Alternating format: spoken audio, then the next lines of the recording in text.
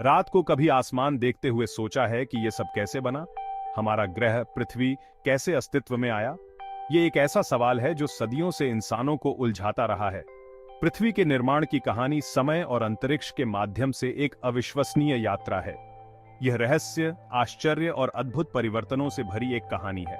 बहुत समय तक लोग पृथ्वी की उत्पत्ति की व्याख्या करने के लिए मिथकों और किंवदंतियों पर निर्भर रहे, लेकिन समय के साथ वैज्ञानिकों और खगोलविदों ने एक अधिक संपूर्ण तस्वीर को एक साथ जोड़ना शुरू कर दिया।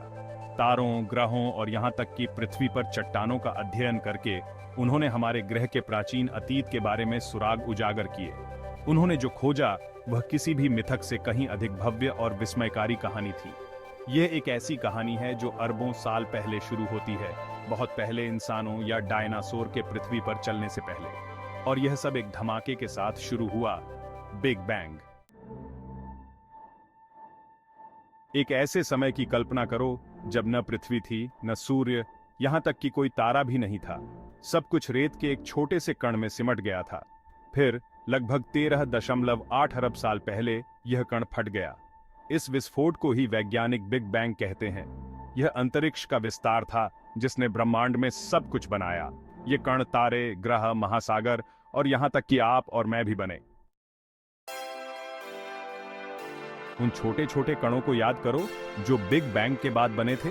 लाखों वर्षों में गुरुत्वाकर्षण ने इन कणों को धूल और गैस के विशाल बादलों में इकट्ठा करना शुरू कर दिया। निहारिका नामक ये बादल विशाल ब्रह्मांडीय नर्सरी की तरह थे जहां तारे पैदा होते थे। जैसे जैसे गुरुत्वाकर्षण ने इन निहारिकाओं के केंद्र में अधिक सामग्री खींची, दबाव और गर्मी तीव्र होती गई। आखिरकार इन बादलों के केंद्र में दबाव और गर्मी इतनी अधिक हो गई कि परमाणु एक साथ जुड़ने लगे। इस संलयन ने प्रकाश और गर्मी के रूप में ऊर्जा छोड़ी और एक तारे का जन्म हुआ। समय के साथ ब्रह्मांड भर में अरबों तारे प्रज्वलित हुए, जिससे आकाशगंगाएं बनी। भाग 4, सूर्य का परिवार, हमारे सौर मंडल का जन्म। लगभग 4.6 अरब साल पहले मिल्की वे आकाशगंगा के एक शांत कोने में गैस और धूल का एक और बादल अपने ही गुरुत्वाकर्षण के तहत ढहने लगा। इस बादल के केंद्र में एक नए तारे का निर्माण शुरू हुआ, हमारा सूर्य। लेकिन बादल की सारी सामग्री सीधे युवा सूर्य पर नहीं गिरी। इसमें से कुछ नवजात तारे के चारों ओर एक घूमती हुई डिस्क में रह गया। इस डिस्क के भीतर गुरुत्वाकर्षण और टकराव की वही ताकतें जो सूर्य का निर्माण करती थीं, एक छोटे पैमाने पर काम कर रही थीं। लाखों वर्षों में डिस्क के भीतर धूल और गैस आपस में मिलकर बड़ी और बड़ी वस्तुएं बनाते गए।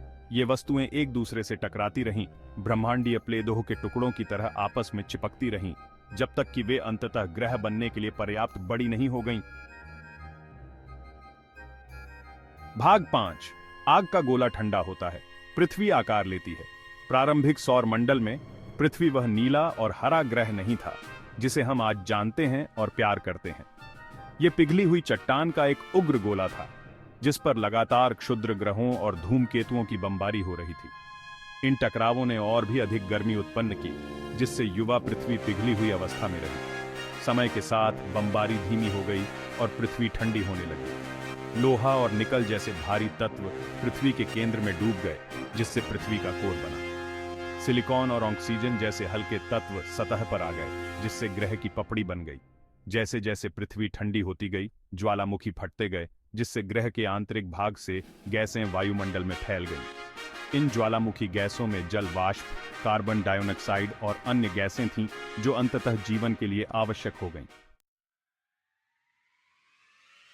भाग 6, हमारा जीवन कंबल वायुमंडल बनता है। प्रारंभिक वातावरण उस हवा से बहुत अलग था जिसमें हम आज सांस लेते हैं। यह गर्म, गाढ़ा और जहरीला था, जिसमें बहुत कम या बिल्कुल ऑक्सीजन नहीं थी। लेकिन अरबों वर्षों में एक उल्लेखनीय परिवर्तन हुआ। जैसे ही पृथ्वी ठंडी हुई, वायुमंडल में जल वाष्प संघनित हो गया और बारिश के रूप में गिर गया, जिससे महासागरों का निर्माण हुआ। इन शुरुआती महासागरों ने वायुमंडल से बहुत अधिक कार्बन डाइऑक्साइड को अवशोषित कर लिया। बाद में साइनोबैक्टीरिया नामक छोटे जीव महासागरों में विकसित हुए। ये सूक्ष्म जीव प्रकाश संश्लेषण करने में सक्षम थे। सूर्य के प्रकाश का उपयोग करके कार्बन डाइऑक्साइड को ऑक्सीजन में परिवर्तित करते थे। लाखों वर्षों में साइनोबैक्टीरिया ने भारी मात्रा में ऑक्सीजन वायुमंडल में छोड़ी, धीरे धीरे इसे उस हवा में बदल दिया जिसमें हम आज सांस लेते हैं। इस ऑक्सीजन युक्त वातावरण ने अधिक जटिल जीवन रूपों के विकास की अनुमति दी। अंततः पौधों और जानवरों की अविश्वसनीय विविधता को जन्म दिया, जिसे हम आज पृथ्वी पर देखते हैं।